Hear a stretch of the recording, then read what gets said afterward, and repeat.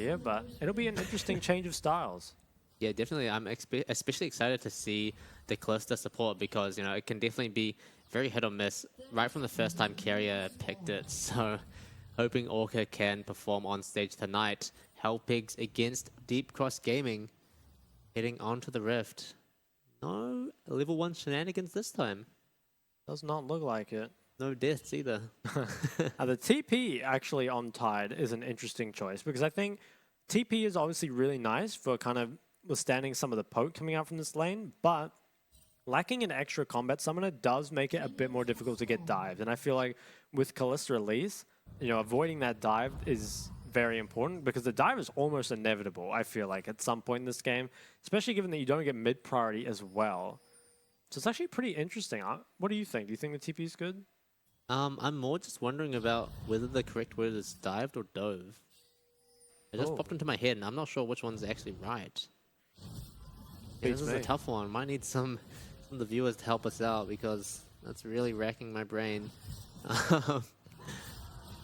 But you know, the TP, I do feel like there is some value there. You know, it helps you sort of have a bit more freedom with when you choose to base, and especially against, you know, double ranged bot lane. I think it definitely can't hurt to have that extra flexibility because you kind of know you're going to get traded on in weird ways, as we just saw. Orca diving forward very aggressively with the Hail of Blades.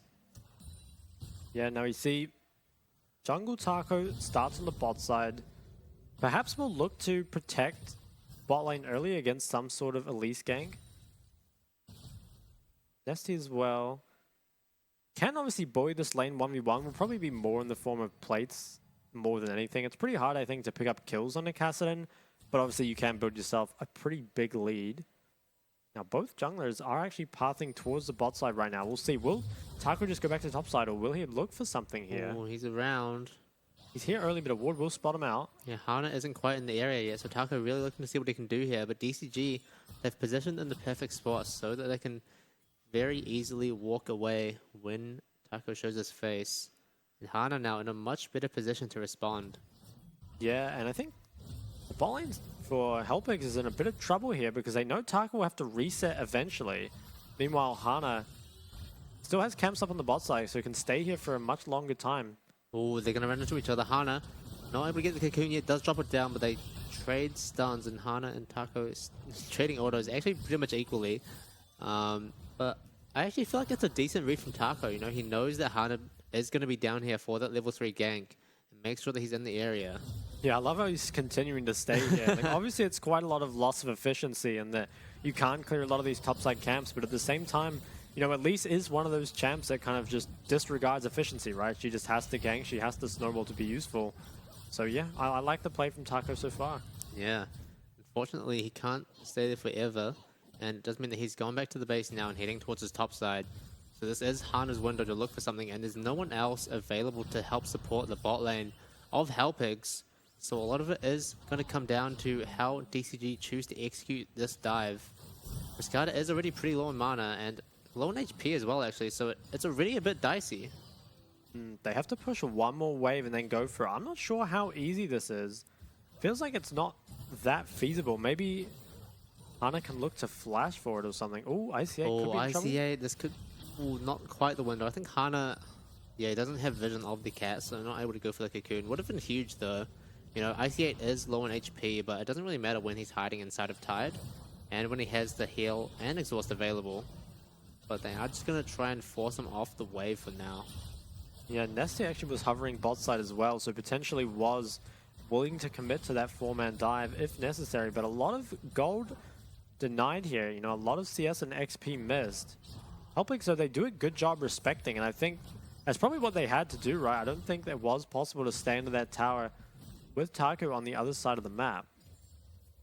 Yeah, Taco does pick up the enemy Krugs in response, but it seems very difficult for him to really get anything more than that. You know, Hanabi on the Scion, definitely not the easiest person to take advantage of, but he's so bulky at this stage in the game. Hong2 does manage to get his reset and is looking in a pretty fine scenario here. DCG will probably just deploy on the map and end up picking up the dragon. They will have mid and bot priority, so it seems like it will just go over, but at least so far, I think Hellpigs are doing a pretty good job of navigating this early game. Obviously, some CS has been lost bot and some plates as well, but nothing too serious so far. As long as kills don't go over, you're always going to remain at least within touching distance. Walker's just controlling this vision around mid. It looks like the dragon is going to be picked up by Hana. Also very early, which I think is good. You definitely have to start stacking the dragons pretty early into the game when you're playing one of these comps, because that's where your late game scaling really is going to come from. And the earlier you can get that stacking, the sooner you can kind of pressure the scaling comp to leave their base and force them to fight. Taking him a long time to do this. Yeah. Oh, no. Oh no. Very tragic. Yeah. Spending even more time on this Ocean Drake. We'll pick it up eventually. There it is. Red team has slain the dragon. Next one will be the Chemtech Drake. Something that I haven't mentioned earlier and didn't actually notice is that IC8 opted for the Relic Shield over the Spell Thieves. And it's not something you see really at all on the Yuumi. I think it does make sense to have that extra little bit of wave control, especially considering that a lot of the time they're not going to be able to, you know, affect the minion wave at all. Nesty trading in aggressively onto Hong 2. And Nesty is building up a small lead, but so far you perhaps expect a little bit more out of this lane. You know, plates are still standing. CS lead's only at 3 currently. Now obviously he has gone for a bit more scaling because he has the first strike, but still feel like you should be able to bully the lane a little more. It will perhaps be a window on this Herald though, spawning in 50 seconds.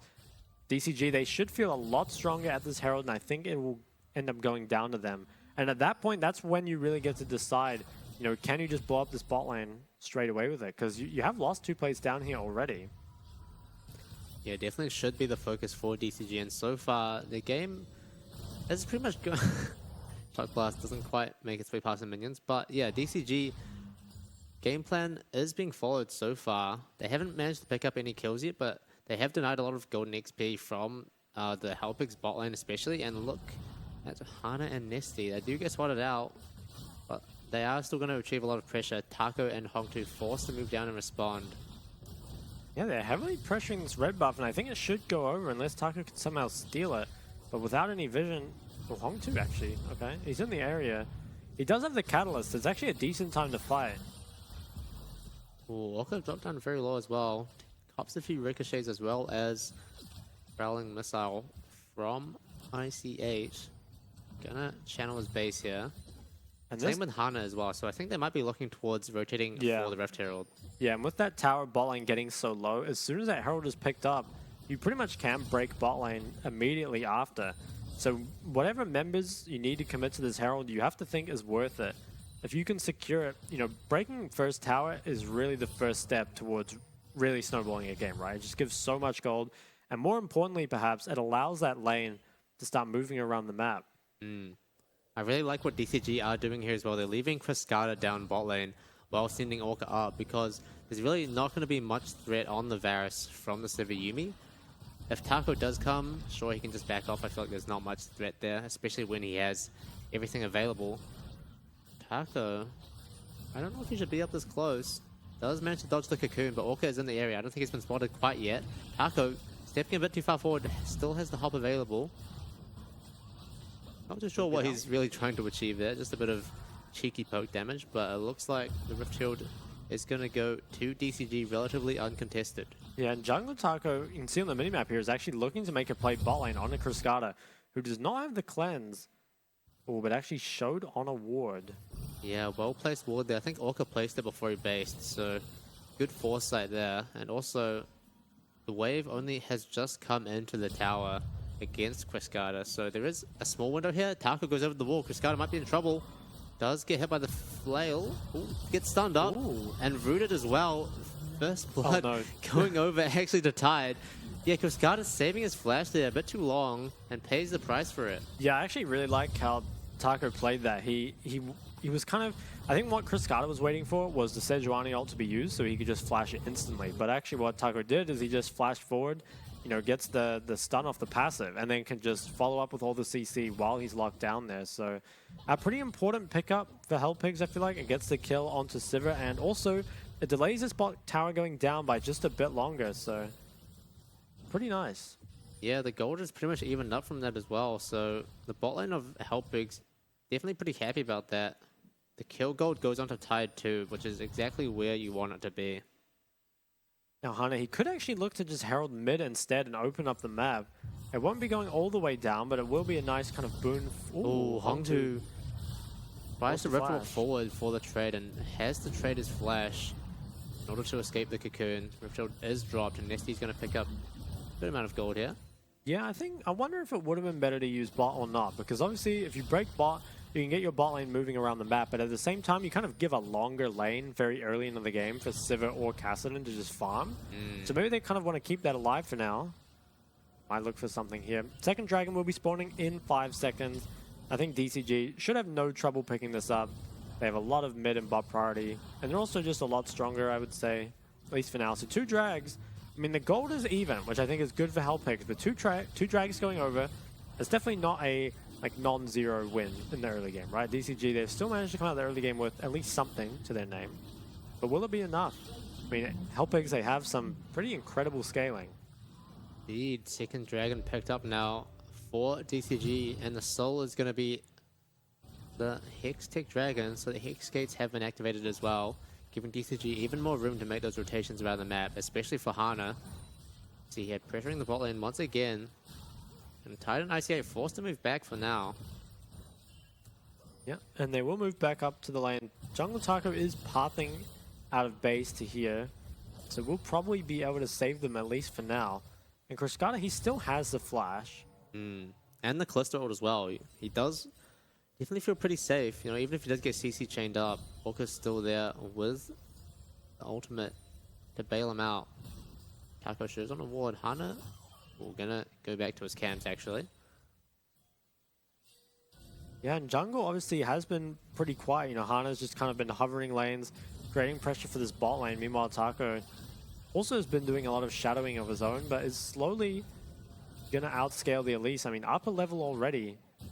Up a couple camps as well. Top lane has been... Yeah, I don't think we've seen these guys all game. But Yeah, they've just been chilling. Taco in the top lane does have a little bit of a CS lead, but I feel like Hanabi doesn't really mind that too much. It's kind of expected in the matchup. But checking in on the items very quickly, Krishkata has actually gone for the shield bow, so we know that he's not going to the lethality build, which I think makes sense because, you know, you've got Taco and Taco, you know, both tanks who need to be melted through. And also I think it's harder to find value from your poke when IC8 on the Yuumi is going to be able to sustain that up. And he does have the additional safety. You know, sometimes it can be hard to, you know, find those auto attacks in those team fights, but with the safety of the Callisto ult as well, means he has a lot of freedom to move up and really play to his limit. yeah, Hong 2 has also completed the Rod of Ages here. So we'll finally started stacking. Next dragon is in 3 minutes, and I think that's the one where Helpigs can choose to fight, but still might choose to give. I think giving over the third dragon is a little risky, because it kind of means that you can't make a mistake around the dragons after that. At the same time, though, if you do give it up, it buys you another kind of 5 minutes of scaling. Hong 2 could be in a bit of trouble here. I think they should be strong enough, though, the Helpigs, to contest this third dragon. Yeah, Hongtu has hit level 11 now as well, so a huge spike for him in that regard. I do agree that Helpigs should at least try to look for something around the dragon, because there definitely can be opportunities opened up if DCG aren't playing as carefully as they should be. And especially considering that, you know, it's 14 minutes in the game, Helpigs have opted for the sort of late game scaling composition and have only given up 1 kill so far and are even in gold. So really good start for them, actually. Yeah, 100%. I think Helpigs have actually managed the early game pretty much as well as they could have. You know, haven't lost anything too meaningful other than those first 2 Drakes. And I still wonder, maybe the Herald should have gone bot instead of mid, because it would have opened this game up a lot earlier. Perhaps that's what DCG needed to really get the ball rolling. A dragon in 1 minute 30. You have to think that'll probably be the first big team fight in the game, unless there is some sort of trade. In Hana, he could use the fact that they don't really need this third dragon as much as Helpigs do to try and trade maybe 2 towers top or something. Herald spawning in 10 seconds. I wonder if Helpigs will contest this one. Yeah, they are kind of in the area. DCG looking like they really want to pick this one up. Yeah, Hanabi not here. I think they're going to end up giving this. I think there's too much topside control. Probably just want to wait for this dragon to spawn instead. Or maybe could make a pick on the mid lane. I mean, Kriskata not having cleanse against Sedge or Yuumi, I feel like is pretty greedy. So he's definitely a pick option pretty much throughout the entire game. Exhaust comes out. Taco's actually re-engaging on this. Walker gets rooted and forced to burn the Baron. Kriskata now looking for the ultimate. Doesn't quite connect with Tide. Ooh. But that empowered arrow does so much damage, actually. It's going to be slowly sustained up by the Yuumi. But still a decent chunk, which should allow DCG to pick up the Rift Shield. Although, importantly enough, at this point, you know, the Dragon is up in 25 seconds. Taking this Rift Shield means that they're going to be off-tempo for the Dragon. Yeah, I think Helpix still kind of do have to reset. I actually might try and contest this. I think after you get this Herald, you just immediately drop it top and run down the drag. Because that way, at least if you don't end up getting the drag, there is a trade on the other side of the map. Helpix, so they should be resetting and trying to set up for drag, given that this Herald is pretty much gone at this point. TP comes out from Tide onto the mid-wave. Hunt's actually going to path down with the Herald, so might look to use it on mid-wave instead. This is interesting. Even though DCG, they commit their resources to the Rift Herald, they don't feel like they're off-tempo at all. Taco in the jungle was only just based and is getting back onto the map. So no river control obtained for them in return. DCG, I think, are pretty happy with that. Yeah, so DCG, they do have a lot of river control here, but currently losing priority on both side lanes. So they're kind of on a timer here to start something. If they start it too late, we'll lose a lot of CS, both mid and bot. And Hong2, he's TPing in, so Helpix, they're saying they want to contest this fight.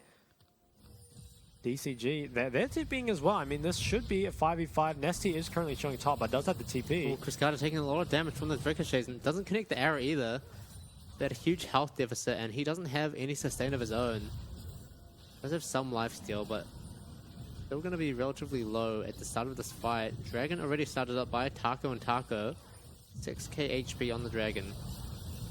There's a lot of poke here from both Oh, sides. Taco goes in, actually finds the ultimate onto Orca, gets stunned up, and Taco as well on the top lane, finding a triple man Mega Gnar and Taco. There's just two Tacos wreaking havoc in the backline. DCG on the run, but now Sejuani getting so many stuns of Hanabi. It's a quadra-kill for the Sejuani, actually. Could potentially be the Penta flashing over Hanabi, charges up the stun, doesn't quite connect. And it is going to take them a while, but I think Taco is actually going to pick up the pentakill on the Sejuani. Wait, it timed out? It timed out? Okay, but unofficial pentakill. I don't think I've ever seen a Sejuani get a pentakill in my life. So really well played on the jungle Taco there. And yeah, honestly, Helpix, they massively outplayed DCG there. Well, I hope we see it on a replay, but I think, you know, both Tacos found massive engages in that fight. And I think, I don't want to say it's game over, right? But at the same time, Helpix winning this Dragon fight is so crucial because now they really buy themselves the opportunity to continue to scale. And this Sejuani, Taco's going to be just completely unkillable. Yeah. Gold lead as well now for the Helpix. Almost 3k swing. And that is huge for them. DCG feeling like they're in a lot of trouble now. They have the early game team comp, but weren't able to find anything. And as a result, they are now on the back foot. It's going to be tough, especially not having that third Dragon Soul point in their back pocket. Let's have a look at how DCG messed up this fight. Yeah, so they get caught out. I mean, both of DCG's bot lane has no cleansers, and the simultaneous engage, you know, Taco gets a huge Gnarl, and the other Taco gets a huge Sedgel. So just all the squishies are kind of taken out super early into the fight, and the problem with that is once you run out of damage, the Yuumi can just provide so much staying power in this fight. And then, yeah, kind of unfortunate for Jungle Taco here that the pentakill actually just timed out because Hanabi is too tanky, but hey, you win the fight. Yeah, we'll count it. Yeah, the two Taco brothers really just absolutely annihilating that team fight. As you said, you know, completely in sync, finding that engage onto two members, and Hong2 fortunately picked up in the top tower. I'm sure we'll see that again later, but good pick up for DCG. Not sure it's going to be quite enough to swing everything back in their favor, but nice kill to have.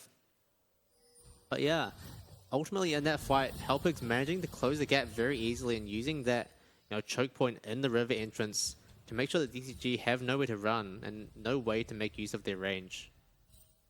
Yeah, and kills like that, they're certainly good, but if they don't lead to anything, then ultimately it's just not really worth it. I guess we'll see the replay here. Okay, so Hong 2 just kind of ended up under the tower on very low health. I'm not sure what happened. Maybe got chunked out by Nesty. But yeah, ends up getting dived. But the fact that it doesn't lead to any towers or objectives or anything, it's still, you know, you're kind of fine with that as Hellpigs. Even the top tower didn't go down. Yeah, one cheeky death in isolation really just doesn't mean all that much. They do pick up the mid-outer turret with the Rift Herald and open up the map a little bit more. 2 towers now for the side of DCG. Picked up. SD might be looking for Taco here. Hana is in the area as well. But does get spotted on a ward. And there's no sweep available either. We'll see if Taco can actually run his way out of this one. Taco 2 is in the area as well. The Taco brothers back again. Nesty looking to execute the dive, but TP's coming from Hong 2 as well. Stun doesn't quite connect. Repelled to dodge, but now Hana's on the run. Has the blast cone available to get over the wall. And TP expended for Hong 2, but he does manage to dissuade that dive. Yeah, a lot of attempted dives coming up here, but they're pretty hard to pull off, especially with the double TP up. Now, both TPs have been burned, which does feel pretty good, and they might actually look top again. Have a lot of members in the area. Taco 2 might get locked on here. He's already very tanky though. They don't manage to chain the CC quite quick enough, and Taco gonna charge on out of there. Yeah, I think you're definitely feeling the kind of point of being outscaled here. I mean, especially in the support roles. We've got an Umbral Glaive Callista up against a Yuumi at this point, right? The support difference is really going to be pretty insane in these fights in terms of output. Yeah. There still is the potential, though, for some kind of engage to come through. The only thing with that is that Mikhail's has now been picked up for ICA, so you know those stray Verasolts and stray Elise Cocoons not going to have as much of an impact. In DCG, the main point for them, the main power play in the next few minutes is going to be making use of that TP advantage that they've managed to build for themselves. Tide really far up in the mid lane. Shield doesn't manage to block the stun on the root, and Hana basically takes him out. Tide is way too far up in that lane, and no Yuumi on his back either. DCG turning their attention to the Baron. Yeah, this really gives DCG a window back into this game. I think they can start this Baron, and a lot of DPS missing with the 2 items Sivir dead. I think if you're Hellpigs, you have to contest this, but dying on that midway was really unforgivable. Yeah, Baron already at half HP. DCG making short work of it so far, but Taco 2 has the Yuumi on his back. DCG looking to see if they can zone people out. Baron now at 4k, but Taco 2 is just waiting patiently. Oh, Final Chapter does come out, but not much value found from it. Hanabi gets the knock-up onto Hong 2, forcing the Rift Walk out. Stun drops onto Hanabi as well, but in the midst of all of that, the Baron has mostly reset. Tide is TPing mid. Yeah, Hellpig's on the chase now. Taco flinging them potentially the wrong way there. That would have been actually a really good re-engage from him if he flung them the opposite way, but regardless, I think it's still a pretty decent result for Hellpigs. Oh, and Orca could maybe be in trouble here. The fact that that fight went on so long was really well played from Hellpigs. They managed to buy enough time for Tide to TP back onto the map. And DCG, I mean, again, they find a nice pick, but it's just not enough to convert to anything. Now, their tempo is a lot better for this Dragon. So it looks like it's just going to be a trade from Hellpigs. They're probably going to give up 3rd Dragon and just play for everything topside. Which is an interesting choice at this point, but I guess they just feel like their tempo is too bad to get down to bot side in time. Yeah, definitely pros and cons to how they played out that Baron fight. They did play it very patiently, which let them, you know, buy time for Tide to get back on the map, as you said. But as a result, not going to have enough set up for the Dragon, and DCG now on 3. Soul point, 1 more away, and the next Dragon fight in 5 minutes is definitely going to be a crucial one for both teams. Yeah, the Soul certainly gives them a win condition. At the same time, though, most likely Tide and Hong 2 will have hit major spikes by then. We've got a Zhonya's being built on Hong 2, and also Tide should be close to either Navori or the IE by that point. So Hellpigs, I mean, I think especially by then, they should be able to win the fight. It's just really, can they find some more picks onto Tide or other mobile members? It's going to be difficult. I'm actually not really sure how he ended up dying on the midwave. Anyway, Hong 2 actually hits 16, Ooh, well ahead of this 4th Dragon fight. Yeah, I mean, this Hong 2 is just so strong on the Catherine at this point in time. He's got the Seraph's Embrace and the Rod of Ages fully stacked, as well as a stopwatch in his back pocket. Both Summoners up too. He's really got, you know, the full package. Nesty gonna get locked on now. Oof, that already stings. Nesty at least manages to find some damage at the end of that trade, but already a bit of a taster of what's to come. in the next upcoming team fight, Hong2, a lot of it is going to be on him to carry the damage numbers and make sure that DCG have trouble. They're just kind of dancing on the scuttle vision there. And they, again, Hellpigs, they're getting priority on both sides of the map right now, which means they can just slowly snowball ahead in gold. And you can see the gold lead's not massive here, but having a gold lead at all with a team with Kassadin, Sivir, and Yuumi on it is kind of unheard of. This next dragon in 3 minutes most likely will be the decider. I think whoever wins that fight probably picks up Baron straight after as well. Cascada alone in the mid lane for now, as well as Tide. Meanwhile, Taco and ICA are wandering around in the jungle. I don't think they've been spotted on vision yet, so potentially might have a good angle here onto Cascada. Well, Missing Pink's dropping down. I think DCG are aware of that. And they're now walking down. Now it might be Taco that's in trouble. You've got Hana and Orca walking in. They're going to spot him out on the red. Oh, they don't. They see the ward though. They should know. Taco going to get spotted out. Charge over the wall. And Hana, wow, actually flashes the cocoon. Unstoppable, whatever ultimate. Sorry, Silence is called. Same champion pretty much. Coming in from the sideline, but not able to connect with anyone. Yeah, once again, cooldowns are burned, and Hellpigs continue to push in the sideline, so we'll have a lot of control for this next dragon. And Tide should be pretty close to item here. Having that third item, either the IE or the Navori, will be a pretty insane power spike. And Hanabi, he's been quietly farming up, but he's really, really tanky now. Probably the scariest member of the team, actually. Yeah, a lot of it is going to be riding on whether or not Tide can pump out enough damage to take down Hanabi. But wait, Taco caught out once again. We'll see if DCG can pick this one up. Stuns up Nesty, and now the final chapter has come out, and Hana actually is getting picked up on the return end of that. And Taco's here, finds the Mega Knot stun onto Cascada, but gets pulled away. But is going to get taken down by Hong2. He's so scary on the cast, and Nesty now, the surviving member in the area, 1 HP. Really no way. Ooh. Okay, he thought he was getting chased. I mean, I kind of respect it, but the fact that you have to TP away means there's no chance that this Baron will be contested. And Hellpigs, they're going to be in such a good spot. Like, they very clearly outscale. They're getting the Baron. They'll pick up a dragon here probably not too long after. I think that engage, I mean, Taco, even without Flash, can just buy so much time, and there just isn't enough DPS on the side of DCG to take him down in any meaningful time. Been using those 5 early kills to good value. Really just survives so long here. You see DCG burn a lot onto him to try and take him out, but with that Radiant Virtue as well, just healing him up, as well as the Yuumi final chapter, it just buys so much time for Taco to TP in and find the flank angle.